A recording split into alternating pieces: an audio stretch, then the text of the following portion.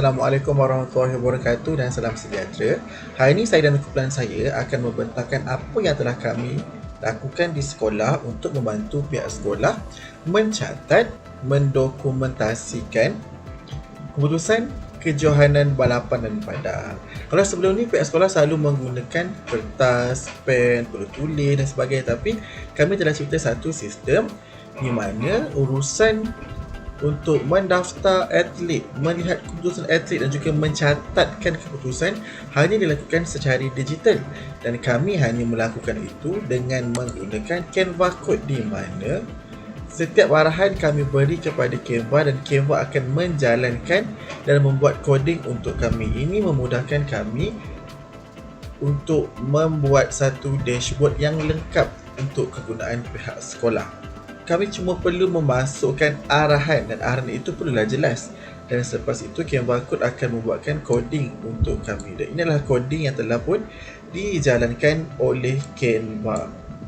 Dan daripada coding ini terhasillah satu dashboard yang lengkap untuk kegunaan pihak sekolah. Jadi kita tengok macam mana dashboard ini berfungsi. Okay, ini adalah dashboard yang telah kami bina untuk membantu pihak sekolah, dan di dashboard ini terdapat 3 batu utama, iaitu umum, admin dan juga statistik.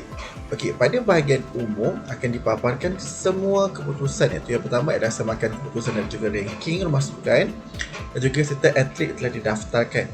Dan ada satu button admin, dan di button admin ini kami telah sisipkan passcode, di mana murid lain tidak boleh masuklah kepada kami punya button admin. Jadi dalam button admin setelah dimasukkan passcode, di sini adalah ruang untuk mendaftarkan atlet, dan selepas atlet didaftarkan kita boleh tengoklah, dan di sini juga adalah ruang untuk kita mencatatkan keputusan sama ada emas, perak atau gangsa, dan serta itu direkodkan di dalam button admin. Dan setelah dicatatkan keputusan dan di button umum akan berubahlah, dan di sini kami memudahkan untuk, sebagai contoh, kita boleh cari nama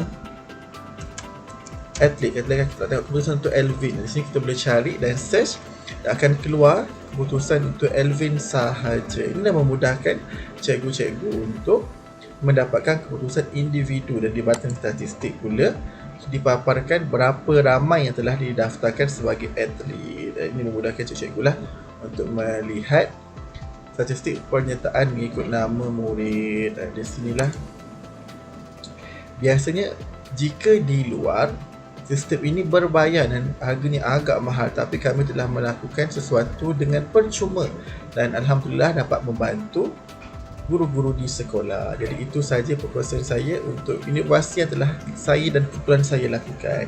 Sekian, terima kasih.